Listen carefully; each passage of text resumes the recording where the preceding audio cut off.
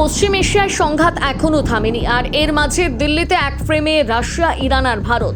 মোদির সঙ্গে বৈঠক করলেন ইরান ও রাশিয়ার বিদেশমন্ত্রী।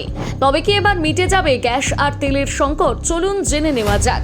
আমেরিকা ইরান সংঘাত ক্রমেই যখন আন্তর্জাতিক রাজনীতিকে উত্তপ্ত করে তুলছে, ঠিক সেই সময় নয়া দিল্লিতে শুরু হয়েছে ব্রিক্স গোষ্ঠীর বিদেশমন্ত্রী পর্যায়ের গুরুত্বপূর্ণ বৈঠক।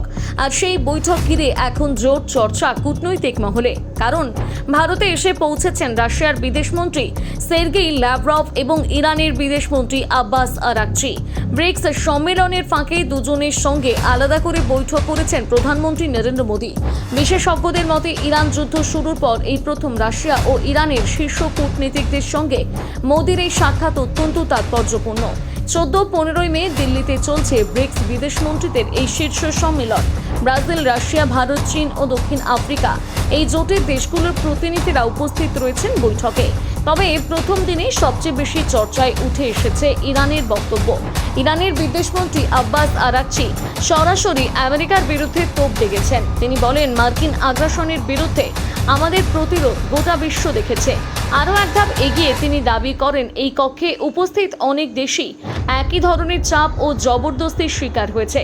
শুধু বক্তব্য নয়, তিনি ব্রিক্স দেশগুলোকে একজোট হয়ে মার্কিন আগ্রাসনের বিরুদ্ধে অবস্থান নেওয়ার আহ্বান জানান।